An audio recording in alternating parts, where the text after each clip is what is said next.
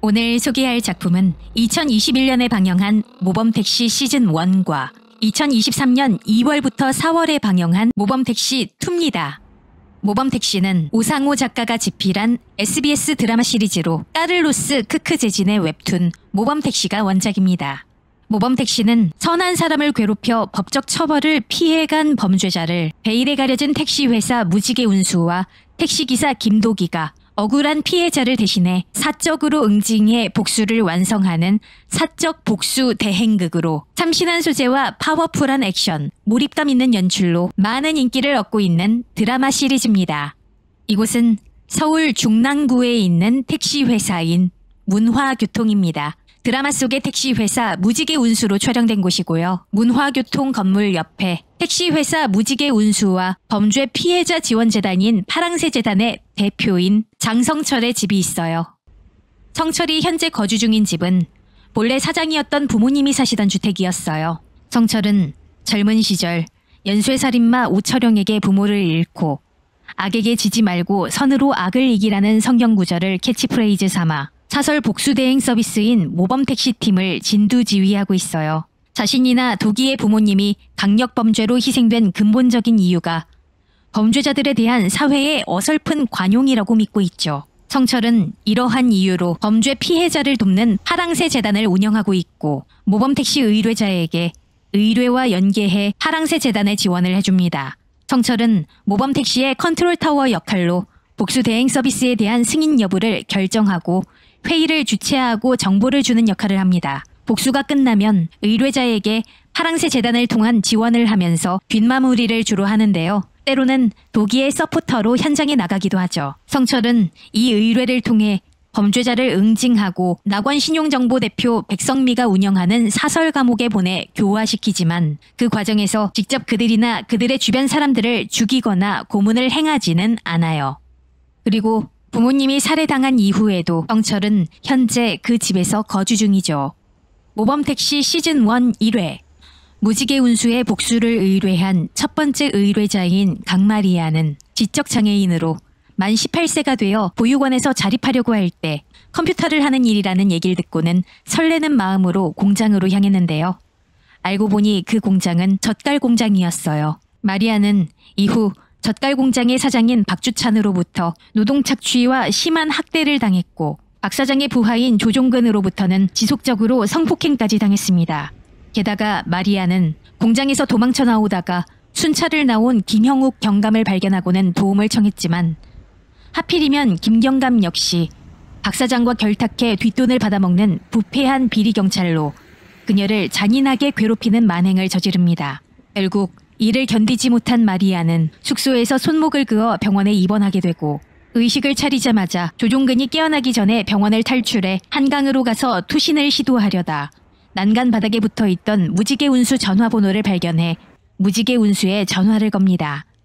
등장인물인 안고은은 한때는 꿈 많은 고등학생이었지만 언니가 불법 성관계 동영상 피해를 입고 극단적인 선택을 하면서 정신적인 충격을 받고 해킹 기술에만 몰두하다가 파랑새 재단을 통해 무지개 운수의 격리 및 해커로 합류합니다. 고은은 무지개 운수의 택시기사 김도기에게 유일하게 마음을 열고 좋아하고 있고요. 모범택시 활동을 할 때는 해커 역할을 하면서 도기를 서포트하는 역할을 해요. 고은은 도기의 모범택시 뒤를 따르는 콜벤에 탑승해서 안에 구축되어 있는 컴퓨터를 동원해 각종 CCTV 등을 해킹해 정보를 캐내고 이를 도기한테 전달해주며 정보를 동원해 수월한 의뢰 수행을 위해 경로를 설계해줍니다. 고은은 강마리아의 복수 의뢰를 받고 본격적으로 모범택시 운행에 돌입합니다. 고은은 모범택시 호출 콜을 받고 그대로 격리실을 나와서 컨테이너 안에 캐비닛에 숨겨진 리프트를 타고 지하 아지트로 내려가면서 머리를 묶고 사탕을 물고 등장해 모범택시의 해커 안고은으로 변신합니다. 고은은 젓갈 공장으로 이동해 CCTV를 해킹해서 공장 주위를 둘러보고 현지 지역 치킨집 직원으로 위장해 전화를 받습니다. 어디? 그 젓갈 공장 주인집이에. 금방 맛있게 해드리겠습니다. 그 한 마리는 또 무료입니다. 이후 고은은 도기와 통신을 합니다. 문제 하나 낼 테니까 맞춰볼래요? 뭔데요? 지금 내 앞에 있는 이 금고의 비밀번호는 몇 자리인데요? 그것도 문제에 포함. 3번 기회 줄게요. 뭐야? 무슨 문제가 그래?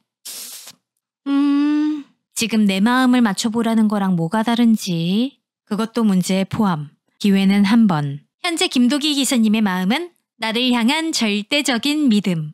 그리고 금고 비밀번호는 2580 100점.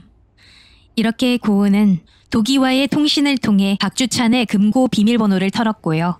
도기가 주찬의 폰을 해킹해둔 덕분에 고은은 주찬의 휴대전화를 도청할 수 있게 되었고 주찬이 중국산 젓갈을 국내산으로 둔갑하려는 수작을 알아냅니다. 이후 고은은 박주찬이 중국산 젓갈로 유통할 것을 짐작하고 컴퓨터를 해킹해 조종근에게 빼돌린 젓갈을 역으로 사도록 유도하고 역시나 박주찬이 걸려든 후 도기가 박주찬을 제압하는 데 성공하면서 의뢰를 마무리하면서 무지개 운수로 돌아옵니다. 이후 고은은 도기와 함께 배달을 다녀오고요. 배달이 끝난 이후 고은과 같은 건물에 사는 도기는 택시를 주차시키고 고은은 도기에게 말을 꺼냅니다. 아, 김치도 생겼겠다. 보쌈이나 시켜 먹을까 싶은데 같이 드실래요? 그래요, 그럼 같이 먹어요. 여기는 서울 용산구의 한 주택이고요. 오른쪽에 옥탑에 평상이 놓여진 건물에 도기와 고은이 각각 살고 있었어요. 도기는 4층, 고은은 3층에 살고 있었죠. 두 사람은 옥탑 평상에서 식사를 하며 대화를 합니다. 잘 먹겠습니다. 이건 요리책 보고 만드는 거예요? 아니면 원래 실력이에요? 갈 때 조금씩 싸줄게요. 가져가서 먹어요. 아, 반찬도 잘 만들어. 집도 깨끗해. 도기 아저씨는 겉보기랑은 좀 다른 것 같아요. 도기와 고은은 이때 처음으로 단둘이 식사하면서 대화를 했고요. 여기서부터 두 사람의 러브라인 조짐이 보입니다. 이후 학교 폭력 피해자인 박정민의 의뢰가 들어옵니다. 도기는 수학교사인 황인성으로 잠입하는데요. 이때 고은은 가해자인 박승태 일당의 생활기록부를 털어버리고요. 도기가 몰카를 설치해 몰카도 확인합니다. 이후 박승태 일당이 도기의 가방에 성인 잡지를 넣고 박승태한테 협박당한 여학생은 황인성으로 위장한 도기로부터 성폭력을 당했다고 위장시켜 도기에게 엿을 먹이려고 작정합니다. 고은은 이 점을 확인하자 바로 교복으로 갈아입고 학교에 잠입합니다. 고은은 도기의 자리로 가서 가방에서 성인 잡지를 빼고 그걸 박승태의 자리에 넣은 뒤 교장에게 연락해 박승태가 한 것으로 위장합니다. 2학년 3반 박승태가요? 가방에 제 사진을 막 강제로. 너무 무서워요, 교장 선생님.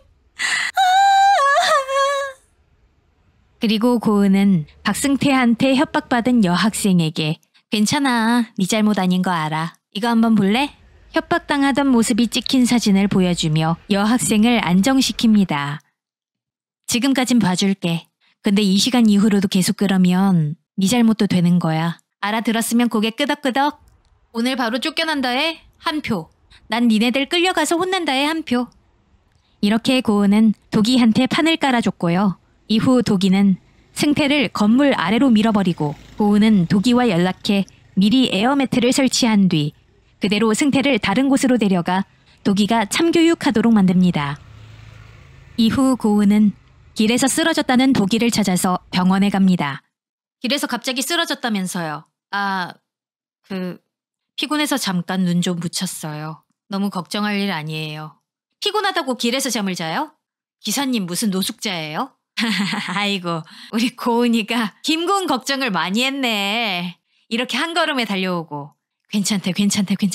자, 우리 다 모였는데 그럼 같이 밥이나 먹지. 나는 퇴원수속부터 좀 할게. 응? 그게 지금 기사님한테 할 말이에요? 빈말이라도 병원에서 며칠 푹 쉬라고 하는 게 그렇게 어려워요? 그렇게 말을 했어. 근데 김 기사가 자기는 괜찮다고. 힘들게 일 끝낸 사람 집에서 쉬지도 못하게 회식 자리 불러내고 술까지 먹이고 길에 쓰러지게 만들고. 아니 누가 술을 먹여. 그게 다 갑질이에요. 갑질이 뭐 별거예요? 자, 목소리 조금만 낮춰주시게. 죄송합니다. 왜 이래? 기사님한테 사과하세요, 당장. 아니 내가 뭘 잘못했다고 사과를. 김도기 씨, 좀 더 푹 쉬었어야 됐었는데 내가 갑질을 했네요. 미안합니다. 아닙니다, 대표님. 제가 더 열심히 하겠습니다. 시킨다고 다 하지 말고 좀 몸 좀 챙겨요, 진짜. 짜증나. 이렇게 고은은 속상해하며 자리를 뜨고요. 꼬리를 내린 도기와 성철은 무지개 운수에서 고은이 제일 무섭다고 얘기합니다. 서영민은 국내 최대 웹하드 업체인 유데이터의 회장 박양진에 의한 갑질 및 폭행 피해자로 무지개 운수에 직접 복수를 의뢰했던 강마리아와 박정민과 달리 이 피해 사실을 알게 된 성철과 도기가 영민의 복수를 대신 의뢰합니다.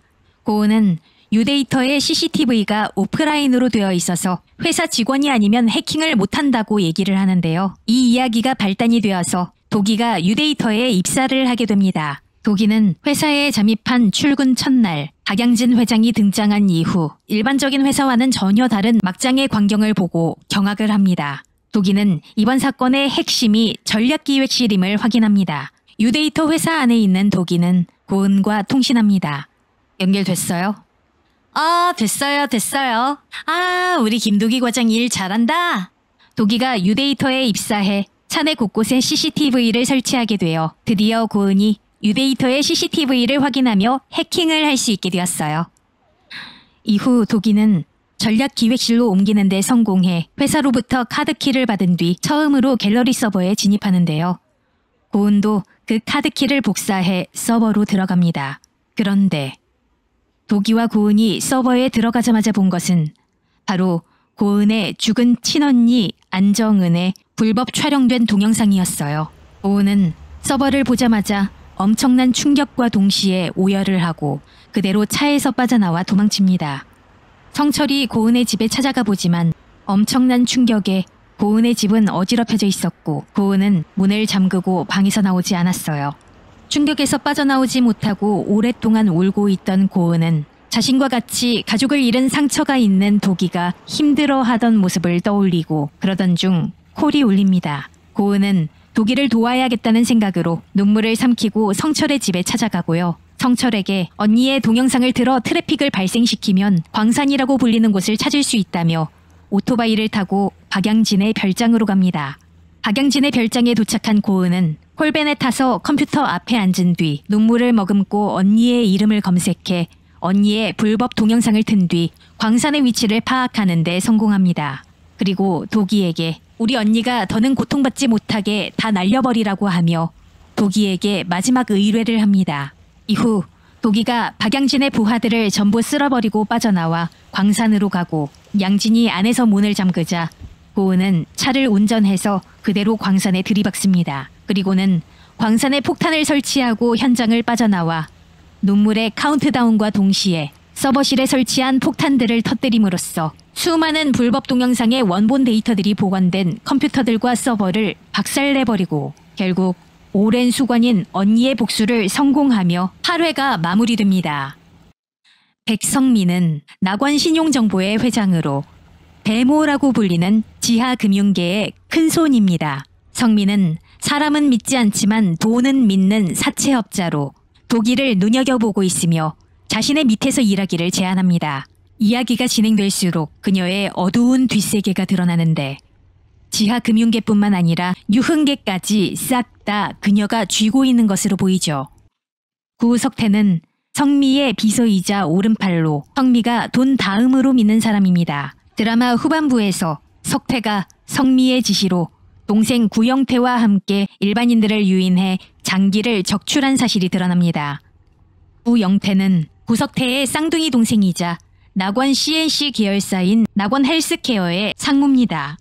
영태 역시 석태와 마찬가지로 백성미의 신복으로 있지만 진중하면서도 냉혈한인 석태와 달리 광기 어린 성격의 소유자입니다. 자기가 좋아하던 여성과 결혼한다는 이유로 고동희를 살해하고 장기를 적출한 뒤 황산을 사용해 시신까지 없애버리고 고동희 실종 사건을 조사하던 하나에게도 물증이 없으니 자신을 가둘 수 없을 거라며 조롱하는 어투로 대응합니다. 심우섭은 우영태의 신복이자 제습제 업체로 위장한 페이퍼 컴퍼니인 MH 상사의 대표입니다. 우섭은 영태의 출소 이후 멋모르고 고동희 관련 언급을 했다가 구영태 일당에게 집단 구타를 당했어요. 이후 우섭은 영태를 배신하고 강하나 검사 측에 영태에게 술을 먹이고 빼낸 고동희의 행방을 말하려고 하지만 영태, 석태 형제에게 덜미를 잡힙니다. 그러다 우섭은 도기의 도움으로 탈출하는 듯 했지만 영태한테 다시 잡혀서 위기에 몰립니다. 시즌1 9회, 10회에 등장한 림복자는 보이스피싱 조직책의 보스입니다. 림복자는 군산의 중국집인 쌍용반점 건물로 위장한 보이스피싱 조직과 도박하우스를 운영하고 있으며 보이스피싱을 통해 수십 명이 넘는 피해자들로부터 돈을 갈취했어요. 그러던 중 왕따오지라는 이름의 조선족으로 위장한 김도기와 사업장에서 만난 이후 왕따오지가 림여사에게 험한 꼴 보면 좋지 않다고 말해주며 그녀를 배려하는 모습을 보이자 림여사는 왕따오지에게 제대로 반해버린 뒤 전적으로 그를 믿고 따르게 됩니다. 하지만 최후에는 무지개 운수와 도기의 공작으로 인해 그간 자신이 보이스피싱으로 갈취했던 돈 30억 이상을 뜯긴 뒤 부하들과 함께 배에 갇혀 버려지는 신세가 되는데요. 왕따오지한테 아주 단단히 반한 림복자는 배에서 왕따오지의 이름을 부르며 중국어로 가지 말라고 합니다. 이렇게 림복자는 왕따오지한테 속아 망망대해에 버려져서 시즌1에서 퇴장했고요. 시즌2 1회에서 어찌저찌 살아서 베트남 코타야 차이나타운을 본거지로 하는 조폭 형태로 세력을 다시 세웠습니다. 그녀의 아지트에 베트남어로 번듯하게 림여사 그룹이라고 떡하니 적혀있죠. 림복자는 왕따오지와의 행복했던 나날을 회상하며 복수의 칼을 갑니다. 왕따오지, 내 인생을 망치러 온 나의 세스케. 이렇게 림복자는 아직까지 왕따오지에 대한 사랑을 잊지 못했죠. 도기는 점조직으로 흩어져 있는 시즌2 1회의 범죄 조직 천금 인터내셔널 일당을 한자리에 모으기 위해 림여사 일당을 이용하기로 하는데요. 림복자는 도기가 제발로 자신 앞에 나타나자 분노해 그를 쫓아가고 도기가 남긴 주소를 보고 다음날 부하들과 같이 도기가 있는 불법 도박 일당의 아지트로 쳐들어가 그들과 일당을 패고 도기를 찾지만 도기는 이미 그 일당과 같이 사라진 상태였어요. 림복자는 도기가 남긴 커피와 안경을 보면서 왕따오지를 부르짖으며 시즌2에서 퇴장합니다. 복자는 눈치채지 못했지만 이번에도 도기한테 이용당하고 버려졌죠. 한편 무지개 운수는 한 청년으로부터 사기를 당한 이임순 할머니가 모범택시 의뢰를 하면서 새로운 의뢰를 시작하게 되고 오은은 무지개 운수 콜을 받고 아지트로 내려갑니다. 가해자인 유상기가 자기 아들이 아프다는 걸 들먹이면서 할머니한테 카드를 가입시키고 싸구려 가전제품을 파는 등 온갖 수작을 부리며 없는 아들까지 들먹이며 어르신들의 등골을 빼먹은 사실을 파악합니다. 그리고 이 유상기가 자식한테는 알리지 않고 본인이 혼자 떠안으려는 어르신들만 노린 것을 파악합니다. 이후 할머니가 의뢰 진행을 결정하면서 고은은 새로운 콜밴을 타고 출동합니다. 도기는 귀농한 청년으로 위장을 했고요. 성철은 부자 노인으로 위장했어요. 이후 도기가 성철과 통신을 하는데요. 성철은 상기 일당이 부자 노인으로 보이는 자신의 일거수일투족을 쫓아다닌다고 말합니다. 그러자 도기는 성철에게 공연을 보고 싶다고 얘기하라며 고은에게 무대에 올라가라고 얘기합니다. 고은은 무대에 올라가기 싫다며 질색팔색하는데요. 부끄럽기도 하고 나 노래도 잘 못해요. 못해도 괜찮아요. 근데 지금 우리한텐 고은 씨밖에 없잖아요. 뭐 어떡해. 나밖에 없다는데. 이렇게 도기가 고은한테 자신감을 불어넣어주며 부탁하자 고은은 바로 무대에 오릅니다. 안녕하세요. 은희예요. 반갑습니다. 멋들어진 친구 내 오랜 친구야. 언제라도 그곳에서 껄껄껄 웃던 멋들어진 친구 내 오랜 친구야. 언제라도 그곳으로 찾아오라던. 이왕이면 더 큰 잔에 술을 따르고 이왕이면 마주 앉아 마시자 그랬지. 그래 그렇게 마주 앉아서 그래 그렇게 부딪혀 보자. 가장 멋진 목소리로 기원하려마. 가장 멋진 웃음으로 화답해 줄게. 오늘도 목로주점 흙바람벽엔 30쪽 백열등이 그네를 탄다. 질색팔색하던 고은은 정작 무대에 오르자 춤까지 만들어 오면서 매우 열심히 공연을 합니다. 노래가 끝나자 돈 많은 노인으로 위장한 성철은 고은에게 $100 지폐 한 장을 건넵니다. 감사합니다. 감사합니다. 무대에서 내려온 뒤 상기는 고은에게 페이를 지급하는데요. 상기는 알바를 하라면서 성철을 고은에게 맡깁니다. 성철은 고은을 만나자마자 노인에서 대표로 돌아오고요. 고은의 무대가 최고였다면서 고은을 놀립니다. 한편 성철은 고은한테 차키를 주는데요. 고은은 차에 타면서 상기 일당이 하는 짓을 알고 있다며 그들에게 알바비를 던지면서 조롱하고 먼저 도망갑니다. 그리고는 부자 노인으로 변장한 성철로부터 보물 지도를 받은 척하면서 도기가 설계해준 경로로 도망칩니다. 도기는 보물 지도 속 보물이 있는 지점에 지뢰를 설치했고요. 상기가 지뢰를 밟는 순간 딸깍하고 화약이 가동되는 소리가 납니다. 고은은 이후 상기 일당으로부터 빼돌린 돈으로 새 가전제품을 구입한 어르신들에게 새 가전제품을 사드리고 이임순 할머니를 비롯한 피해자 어르신들의 빚을 갚아준 뒤 의뢰를 완수한 채 무지개 운수로 돌아옵니다. 그런데 며칠 뒤 고은이 성철과 업무 얘기를 하는 사이에 의문의 남자가 모범택시 멤버들의 사진을 찍으며 사회가 끝납니다. 어느 날 동전 던지기를 하며 놀고 있던 최주임이 도기에게 동전을 내밀며 던져보라고 하는데요. 도기는 그냥 무심코 툭 던졌다가 관역 가운데에 넣고 운행을 나갑니다. 이후 고은은 무지개 운수 마당에서 언성을 높이며 다투는 박주임과 최주임을 발견합니다. 여기서 뭐해요? 잘됐다. 고은이가 심판. 심판 말은 무조건 승복. 누가 할 소리? 고은아, 누구 말이 맞는지 네가 심판 좀 봐줘. 근무 시간에 또 땡땡이 치고 있었어요? 아니 이게 땡땡이가 아니라 우리가 지금 시간이 넌 진짜 나쁘다. 너 진짜 나쁜 애야. 내가? 너 진짜 일 안 해요 진짜? 이렇게 고은은 근무 시간에 동전 던지기를 하며 땡땡이를 치는 박주임을 혼냅니다. 최주임과 다른 기사들도 있었지만 살기를 감지하고 은근슬쩍 자리를 빠져나갔어요. 운행을 나간 도기는 한 중년 여성 승객의 짐을 내려준 뒤 젊은 여성 승객을 태우고 제일 착한 병원으로 운행을 출발합니다. 그런데 도기가 제일 착한 병원에 승객을 내려주고 보게 된 건 1인 시위 천막이었어요. 1인 시위자인 중년 남성 한재덕은 제일 착한 병원장 안영숙이 차에서 내리자 그녀가 자신의 딸인 한수련을 죽였다면서 확성기로 항의합니다. 재덕이 항의를 하자 안영숙은 돈을 내밀면서 처신을 잘하라고 하고 옆에 있던 비서들은 법적으로 다 끝난 일이라면서 재덕을 타박합니다. 재덕이 한 비서의 멱살을 잡자 비서는 집행유예를 받고 있으니 처벌하며 오히려 조롱하고 들어갑니다. 도기는 그 현장을 모두 지켜보고 빠져나갑니다. 이후 재덕은 모범택시를 의뢰하고요. 도기는 그를 모범택시에 태웁니다.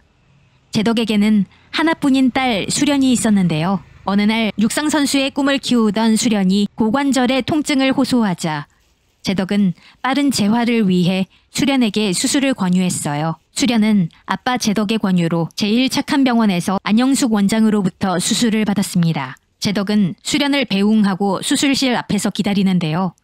갑자기 수술실에 혈액 운송 가방이 들어가고 수술실이 바빠지는 등 이상한 낌새를 보입니다. 이후 수술을 마친 수련이 마취가 풀리지 않고 혼수 상태가 되어 1년이 지나도록 지금까지 깨어나지 못하고 있었던 거죠.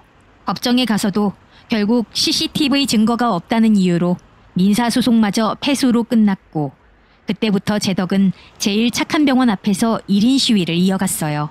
이후 도기는 성철과 짜고서 교통사고 자작극을 벌이고요. 뒷목을 잡고 쓰러진 뒤 병원에 실려왔어요. 그리고는 카메라가 장착된 안경을 낀 채 수술실에 들어갑니다. 도기는 고은한테 바로 카메라를 작동시키지 말고 수술실에 들어간 3분 뒤에 카메라를 작동해달라고 부탁합니다. 만약 사이렌이 울려도 오작동이라고 생각할 거라고 얘기를 하죠. 도기는 그렇게 박동성이라는 가명으로 환자가 되어 수술실에 들어갑니다. 이후 간호사들이 도기한테 마취를 하는데요. 도기는 마취로 잠에 드는 사이 영숙이 들어오는 모습을 보고 잠듭니다. 그런데 영숙의 눈에 도기가 착용하고 있는 안경이 들어왔어요. 영숙은 간호조무사들에게 교육을 한 이후 안경을 한쪽에다 두는데요. 고은은 도기가 반응이 없자 걱정이 되어 3분이 되지 않았는데 카메라를 작동시킵니다. 사이렌이 울리지만 영숙은 오작동이라 생각하고 사이렌을 꺼버리고 카메라는 정상적으로 촬영됩니다.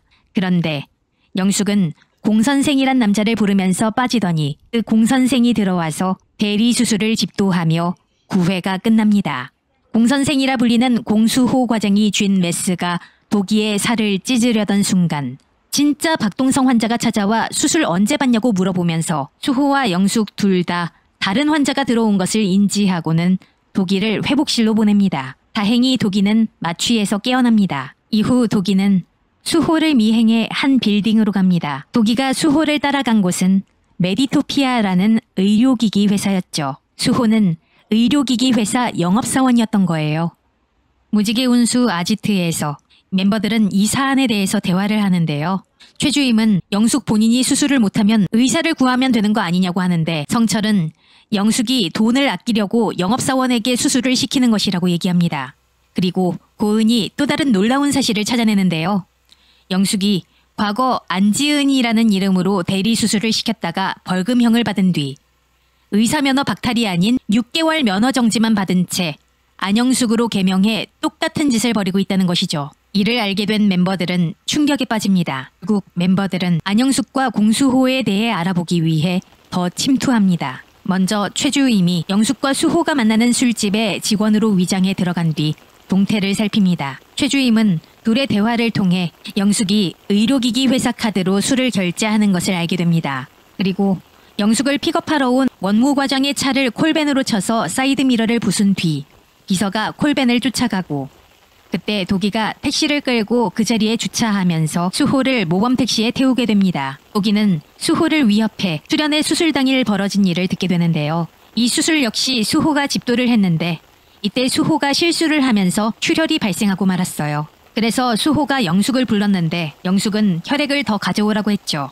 혈액 긴급 공급을 해도 출혈이 멈추지 않자 영숙은 갑자기 봉합을 지시합니다. 자신들의 실수를 묻으려고 한 사람의 생명을 무참히 버린 것이죠. 그때 영숙은 수술실 안쪽에서 술을 마시면서 마취 부작용으로 묻을 테니 이번 일은 잊고 다음 수술을 준비하라고 얘기합니다. 영숙이 계속 손을 떤 이유도 전부 수술실 안쪽에서 습관적으로 술을 마신 것 때문이죠. 이 사실을 모두 들은 도기는 수호를 한강변으로 데리고 가서 땅바닥에 내팽개칩니다. 도기는 왜 침묵했냐고 묻는데요. 수호는 원래 사수 한 명이 있었지만 그 사수가 내부 고발을 하면서 블랙리스트에 올라 다른 병원에는 받아들여지지 않았기 때문에 유일한 고객사의 원장이 시키는 대로 했다고 실토합니다. 도기는 수호도 공범이라고 얘기합니다. 도기는 수호를 처리한 뒤 다시 병실로 들어갑니다. 도기는 고은과 통신하는데요. 고은은 이미 수술실 내부를 봤는데 왜 병원에 계속 남아있냐고 묻는데 도기는 영숙이 목표 지향적이고 속내를 잘 숨기면서도 수술을 첫 번째로 생각하는 사람인데 왜 술 때문에 손을 떨고 무료 봉사활동을 하는지 이유를 모르겠다고 얘기합니다. 이때 모범택시 시즌2에 새롭게 등장한 인물이자 무지개 운수의 신입 기사인 온하준이 병문안을 하러 왔다며 찾아옵니다. 두 사람은 근황을 주고받는데요. 도기가 전에 하준이 얘기를 꺼냈던 친구 얘기에 대해 물어보는데 하준은 친구가 될 수 없는 사이 같다고 답합니다. 그리고 하준은 예약 손님이 있다며 자리를 뜹니다. 그래도 온 기사님 참 착하지 않아요? 아픈 사람 병문안도 다 오고. 병문안. 바로 그거였어요. 네? 하다못해 입원한 사람 병문안도 오잖아요. 그쵸? 이상하지 않아요? 하루 종일 그렇게 수술이 공장처럼 돌아가는데 왜 대기실에 보호자가 한 명도 없을까요? 생각해보니까 그렇네. 보통은 수술이 끝날 때까지 누군가는 기다려주는데 한수련 씨 아버님처럼 누군가 한 사람은 왜 그런지 알 것 같아요. 도기가 이상함을 느낀 것처럼 사실 영숙은 기초의료수급자인 독거노인을 상대로 봉사활동을 하면서 굳이 필요 없는 수술을 하고 수술비도 국가에서 지원해주니까 그 독거노인들을 전부 빼돌리는 것이었죠. 가끔 수술이 잘못되어 환자가 사망해도 숙환으로 사망했다고 처리하고 의료 기록도 전부 없애버리는 치밀함을 보입니다. 결국 수호는 도기의 지시로 대리 수술을 했다고 자수를 해버리고 영숙은 결국 의료법 위반 및 마약 사범으로 경찰에 체포되고 병원은 그대로 폐원 조치를 받게 되었으며 수련의 의료사고 또한 법원에서 재심 청구를 인용했습니다. 이후 영숙이 또다시 개명을 하고 다시 재기를 하려고 도망치기 위해 수술실 내부로 들어오는데요. 이때 카메라 감지 장치에 사이렌이 울리고 도기가 수술 장비를 끼고 수술실로 들어옵니다. 도기는 영숙의 불치병을 치료하겠다며 마취 주사를 드는데 이에 영숙도 맞불로 메스를 들고 도기에게 달려들지만 도기는 마취 주사를 영숙의 목에 꽂아버립니다. 도기는 영숙을 수술대에 눕힌 뒤 두 팔을 묶어버리고 뼈망치로 영숙의 왼쪽 팔을 내려찍는 모습으로 영숙이 양쪽 손을 못쓰게 해 다시는 의사생활을 하지 못하도록 복수했어요.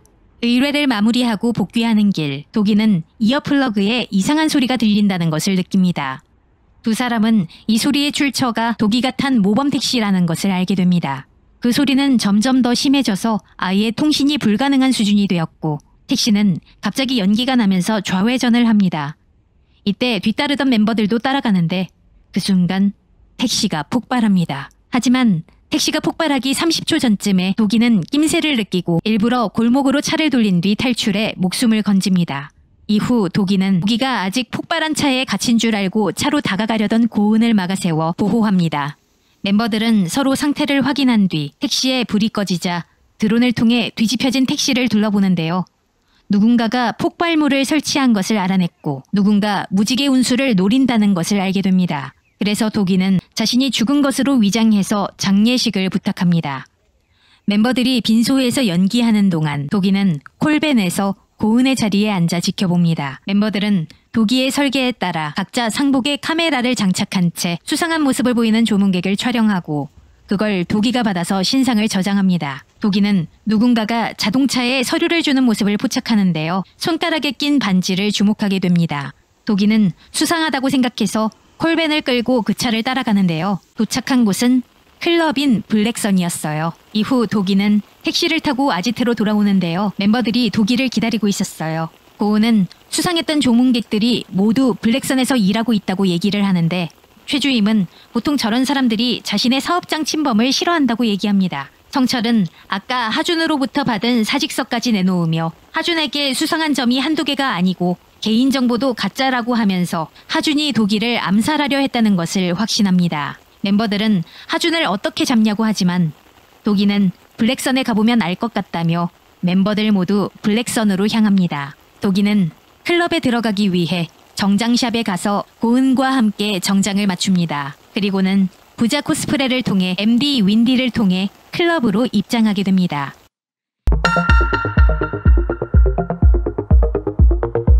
이 자리가 300만 원이라고요? 30만 원도 비싼 것 같은데. 그 자리가 제일 싼 곳이었어요. 맥주 나왔습니다. 땡큐. 어때? 재밌어? 벌써 재미없지? 뭐야 얘는 또. 여기 이렇게 다들 섞여 있으니까 다 똑같은 사람들 같지? 아니, 여기는 철저하게 계급사회야. 양반부터 노비까지 다 섞여 있어. 돈 많은 놈이 귀족 양반이고 돈 없는 게 상놈이고 노비야. 뭐야, 사람을 왜 그렇게 나눠? 지는 뭐 얼마나 잘났는데? 한편 그 사이 스테이지에서 술을 줄줄이 들여오고 파티를 벌이는데요. 고은이 알아보니 이 상품의 이름은 황제 세트로 가격은 무려 1억 8천만 원이었어요. 황당한 가격에 고은은 제대로 영의 개수를 세지도 못해 1,800만 원인 줄 알았고 이걸 자기 전세 보증금보다 비싸다고 얘기합니다. 윈디도 황제 세트를 주문해야 귀족이라고 얘기하고요. 이후 윈디는 도기에게 피크타임 되면 물갈이 될 수도 있으니 열심히 놀라며 클럽에 들어오려는 고객을 접대하러 나가고 도기는 혼자 남게 됩니다. 이후 12회에서 윈디는 블랙선의 경호대장, 통칭 가드장인 임종선이 자신의 스케줄을 전부 취소시킨 것에 앙심을 품고 가드장을 찾아갑니다. 한잔할래? 윈디는 다짜고짜 가드장의 뺨을 때립니다. 너 미쳤냐? 네가 뭔데 내가 잡은 예약을 취소시켜? 네가 뭔데? 장사하루 공치더니 눈에 뵈는 게 없구나 네가. 내가 오늘 손해본 게 얼만지나 알아? 몰라. 근데 네가 생각 없이 받은 민자 때문에 내 입장이 아주 난처했었거든. 일단 무릎부터 꿇고 사과해야 되지 않냐? 고작 그것 때문에 나를 꽁치구이 먹여? 이 양아치 새끼야? 내가 알아듣게 얘기했지, 추행을 하든 폭행을 하든 별 지랄을 다 해도 손님들끼리 그냥 썸씽이라고 하면 돼. 근데 민자는 방법이 안 서. 놔, 이 양아치 새끼야. 미성년자 들어오는 거는 도망갈 데가 없다고, 씨. 무조건 내가 다 덤탱이라고. 윈디가 높은 힐을 신은 발로 가드장의 발을 짓밟고 테이블에 놓인 술병을 잡아 가드장의 머리를 내리칩니다. 13회. 무지개 운수 멤버들은 아지트에 모여 블랙선의 조직도를 확인합니다. 고은이 조사해본 결과 여전히 바지 사장만 확인이 되고 진짜 사장은 확인이 안 된 상태에서 유문현 조판장이 가장 윗선인 것을 확인합니다. 거기에 성철을 통해 천금 인터내셔널의 회장이었던 김형섭 반장이 정삼경찰서에서 가장 오래 근무했고 이번 블랙선 사건에 연루된 경찰과 한 팀이었다는 사실까지 듣게 됩니다. 게다가 정삼경찰서 CCTV 중 3대가 화면이 나타나지 않아 사각지대가 형성되어 있다는 것을 통해 정삼경찰서와 블랙선이 유착관계라는 확증이 더욱 커졌어요. 그 이후 다시 블랙선에 들어간 도기는 블랙선 가장 내부의 사무실을 찾아갑니다. 클럽이랑은 완전 다른 공간 같네요. 김용민 기자가 여길 못 찾을만 했네요. 근데 생각해보면 좀 이상하지 않았어요? 뭐가요? 사고가 났는데 왜 시간에 그렇게 집착을 할까요? 도기는 블랙선의 가드로 출근을 하는데요. 형사들이 어지럽혀진 룸에서 대놓고 증거를 인멸하라며 가드들을 협박하는 모습을 보입니다. 도기는 쓰레기를 버리러 가는 척하며 형사들을 바라보면서 고은에게 피해자가 신고한 곳과 피해자들을 무고로 체포한 곳을 물어보는데 전부 정삼경찰서였어요. 이로써 멤버들은 블랙선과 정삼경찰서가 유착관계라는 것을 확신합니다. 그간 모은 자료를 토대로 성철은 블랙선이 탈세를 원하는 이들에게는 자금 세탁소, 일탈을 꿈꾸는 마약 중독자에게는 놀이공원, 그리고 이 모든 일탈과 불법을 모른 척 해주는 공권력에게는 현금 창고라고 지칭하며 블랙선이 완벽하게 설계된 법의 사각지대라고 얘기합니다. 도기는 이런 사각지대는 한 명씩이 아니라 설계를 통해 한 번에 모두 제거해야 한다며 복수를 위한 설계를 시작합니다. 15회에서 도기는 블랙선 사건을 처리하면서 조판장의 사무실에서 찾은 금사회의 반지를 아지트에 들고 와 멤버들에게 보여줍니다. 저도 뭐 하나 발견한 거 있어요. 강프루가 쓰던 봉인 스티커에도 이런 문양이 있었어요. 똑같잖아. 다 한패였어, 이 자식들이. 얘네는 왜 이런 문양을 쓰는 거지? 피하 식별을 하기 위해서겠죠. 서로 모르는 이들을 하나로 묶을 때도 효과적이고. 그럼 우리가 알고 있는 것보다 나쁜 놈들이 훨씬 많다는 거잖아요. 무지개 운수 멤버들은 생각 이상으로 사건의 규모가 크다는 것을 짐작하고 성철은 이 문양을 보고 이 문양을 만든 자가 설계자임을 확신합니다. 며칠 뒤 금사회의 교구장이 자신의 아들 이시환이 살해 협박을 받고 있다며 의뢰를 신청해 오고 무지개 운수는 금사회 교구장의 의뢰를 받게 됩니다. 고은이 조사한 결과 시환은 은행원으로 근무하면서 해외 송금 내역에 비정상적인 흐름이 있어 검찰에 제보를 했고 멤버들은 시환을 보호하기 위해 출동을 결정합니다. 사실 금사회는 이 사건의 증인으로 나설 예정인 이시환을 제거하려고 일부러 자해 공갈단을 보내 구속시킨 뒤 이시환을 교도소에 가둬놓은 상태였는데요. 이때 교구장이 이시환을 아들이라고 속이고 모범택시에 탄 것이었죠. 시즌1의 여주인공 강하나의 도움으로 도기와 주임들은 장산교도소에 입감되고 고은은 비상시를 대비해 교도소 밖에서 대기합니다. 도기는 주임들과 시환과 함께 호송을 위해 호송버스로 이동을 하는데요. 갑자기 장산교도소장 백이석이 들어와 도기에게 다시 수감동으로 이동하라고 명령을 내립니다. 이때 도기만 복귀하라는 명령을 들은 고은은 누군가가 손을 쓴 것 같다고 얘기합니다. 일단 도기는 주임들과 시환에게 걱정하지 말라는 말과 함께 다시 하차를 한 뒤 수감동으로 돌아가죠. 그런데 도기가 수감동으로 돌아간 사이 금사회에 의해 고은은 주임들 시환과 함께 납치당합니다. 하지만 금사회의 간부 박현조의 제보를 받고 금사회 관련 사건 파일을 본 성철이 이 모든 게 금사회 소행임을 파악하고 이를 멤버들에게 알렸고요. 이를 통해 도기가 다시 설계를 해서 주임들에게 호신용 가스를 쥐어주고 납치당한 이후 묶이는 도중 주임들이 교도관을 향해 가스를 쏴서 포박을 풀고 설치돼 있던 카메라로 잡혀있는 척 연기를 한 뒤 시완을 법정으로 호송하고 재판이 끝난 후 고은은 주임들과 함께 경찰로 위장해 시완을 안전한 곳으로 호송합니다. 16회 고은은 도기와 통신을 하면서 그동안 조사한 내역을 토대로 금사회 일당의 조직도를 하나씩 그려본 뒤 자금줄을 막을 곳을 정합니다. 고은은 시완의 자금 세탁 제보 한 곳을 모두 지웠는데도 자금줄이 많다고 보고하는데요. 도기는 한두 개만 막아도 효과가 있다면서 주임들에게는 골동품 거래소의 자금줄을, 고은에게는 대부업체 블랙캐피탈의 자금줄을 담당해달라고 합니다. 이때 고은은 부자인 척 대형견을 데리고 블랙캐피탈로 갑니다. 오이구 이쁘라. 아이 이뻐. 귀하신 분인 것 같은데 어떻게 오셨을까요? 돈 빌리려고 왔죠. 여기 빌려주는 데 맞죠? 잘 찾아오셨습니다. 얼마로 맞춰드리면 될까요? 10만 원이요. 10만 원? 10만 원. 10만 원 빌려가지고 맛있는 깎아서 줄게. 지금 걸친 거 하나만 팔아도 10만 원 더 나올 것 같은데? 어머. 우리 베이비들은 안 돼요. 빨리 빌려줘요. 우리 10만 원 받아서 깎아서 줄게. 자, 여기 계약서 써야 되죠. 도장 찍어야 되죠. 도장이 어디 있나? 도장이. 고은은 도장을 찾는 척 컴퓨터에 가방을 올려놓는데요. 가방 안에 있는 자성 제거기로 블랙캐피털의 고객 내역을 전부 삭제해버립니다. 나 사인하고 싶은데. 아니다. 그냥 도장 찍자. 나 사인하고 싶은데. 아니다. 그냥 도장 찍을게요. 이뻐. 잠깐만 기다려. 여기 너무 좁다. 달봉아, 산책 좋아하지? 우리 달봉이. 베이비야, 내가 도장 어디 뒀지? 어머, 안 가져왔다고? 이걸 안 가져오면 어떡해. 그냥 안 빌릴래요. 수고하세요. 가자, 달봉아. 방금 뭐가 왔다 갔냐? 6회에서 무지개 운수 신입기사 온하준의 정체가 드러나는데요. 하준은 자신을 실장님이라고 부르는 경호원의 경호를 받고 저택 안으로 들어가더니 검은 정장에 바뀐 헤어스타일과 금사회 반지까지 착용한 채 양주를 마시면서 한쪽 벽에 검은 커튼을 걷습니다. 하준이 펼친 벽에는 무지개 운수 멤버들의 사진이 걸려 있었어요.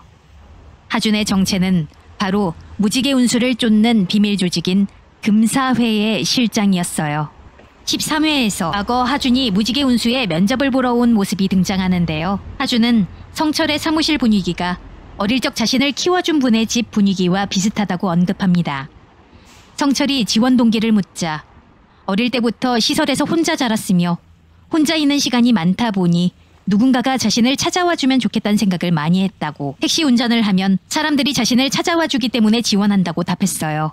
이후 14회에서 하준은 또 다른 범죄를 모의하던 중 조판장과 가드장 MD 윈디로부터 클럽에 들어온 신입 가드를 처리하다가 문제가 생겼다는 얘기를 듣게 됩니다. 이때 양사모가 도기를 지칭하면서 9번 가드를 데려오라고 하는데요.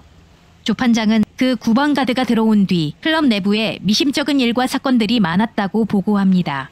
듣고 있던 하준은 그 신입 가드의 사진을 요구하는데 사진 속에 담긴 사진은 자신이 차량에 폭탄을 설치해 죽였다고 생각한 김도기의 사진이었죠. 하준은 당연히 죽었다고 생각했던 도기가 살아있고 더 나아가 블랙선을 공격했다는 걸 이제서야 안 것이었어요. 이후 양사모가 분노한 채로 들어오는데 외국인들에게 팔았던 마약이 아닌 밀가루였던 거였어요. 무지개 운수 팀원들이 처음부터 마약을 빼돌려 밀가루로 바꿔치기 한 거였죠. 이후 하준은 저택에서 교구장에게 불려갔는데요. 교구장은 뒤에 서 있는 조무래기를 시켜 와이어로 하준의 목을 조릅니다. 하준은 목이 조이면서 고통스럽게 한 번만 더 기회를 달라며 교구장에게 부탁하고 간신히 살아남아 독이 제대로 오른 하준은 교구장에게 자기 손으로 반드시 김도기의 숨통을 끊어놓겠다고 다짐합니다. 15회에서 하준의 어린 시절이 등장하는데요. 하준은 교구장이 운영하고 있던 형제자매 복지원이란 금사회의 전신인 복지원에서 지내고 있었고 이름이 없다는 이유로 아이들에게 괴롭힘을 받고 있었어요. 이때 이 이름 없는 아이가 온하준이란 아이를 밀다가 그만 아이가 돌에 머리가 부딪혀 죽게 되는데요. 이후 다가온 교구장은 죽은 아이를 혼자 뛰어놀다 다리를 헛디뎌 머리를 부딪혔다고 처리하면서 약한 건 나쁜 것이고 싸움에서 이기려면 강해져야 한다며 죽은 아이의 명찰을 붙여주며 이제부터 네가 온하준이라고 지칭합니다. 온하준으로 자란 아이는 청년이 되어 자식을 찾던 한 남자를 죽이고 증거인멸까지 하고 교구장으로부터 금사회 반지를 받으면서 완벽한 금사회의 일원이 됩니다. 16회에서 다시 현재로 돌아와 하준은 예배당에 있는 교구장에게 끌려옵니다. 하준은 한 번 더 기회를 달라고 하지만 교구장은 이를 묵살하고 반지까지 빼앗고 하준은 다시 조직원들에게 끌려가 독방에 수감됩니다. 얼마 뒤 누군가의 의뢰로 성폭행을 견디다 못해 극단적인 선택을 한 여군의 사건을 조사하기 위해 멤버들이 출동을 하고 고은이 콜벤에서 컴퓨터를 세팅하면서 시즌2가 마무리됩니다. 네, 이렇게 지금까지 모범택시 시즌1과 시즌2 만나보셨습니다. 시즌2 마지막 회 바로 다음날 공식적으로 새로운 시즌인 모범택시 3의 제작이 확정되었어요. 시즌2에서 시청률 20%를 넘기며 낭만닥터 김사부 시리즈와 같이 SBS의 시청률 효자 노릇을 톡톡히 하고 있으니까요. 게다가 시즌1보다 시즌2가 더 좋은 성적을 냈으니 시즌3가 나오는 것은 당연한 수순이겠죠. 현실 세계에서의 한국 법은 지나치게 솜방망이 처벌을 내리는데요. 현실의 법이 해결해주지 못하는 답답함을 무지개 운수 멤버들이 행하는 통쾌한 사적 복수가 저를 비롯한 시청자들에게 대리만족을 선사하는 것 같아요. 추후 현실로 이루어질지 모르겠지만 부디 잔악한 범죄에 대한 처벌이 강해져서 우리 국민들이 이런 걸로 대리만족 좀 안 했으면 좋겠네요. 이 모범택시에 등장하는 에피소드들이 실제 우리나라에서 벌어졌던 사건 사고들로 이루어져 있어서 더 몰입하고 분개하면서 시청할 수 있었어요. 이재훈 배우가 리드하는 통쾌한 사적 복수를 담은 범죄 액션 블랙 코미디 장르의 모범택시 시리즈. 수많은 성인 시청자분들께 정주행을 강력 추천드립니다. 저는 다음에 또 다른 흥미로운 한국 드라마의 이야기와 촬영지 보여드리고 들려드리겠습니다. 긴 시간 시청해주신 여러분 감사드립니다. K드라마 순례자 은지였어요. 고맙습니다.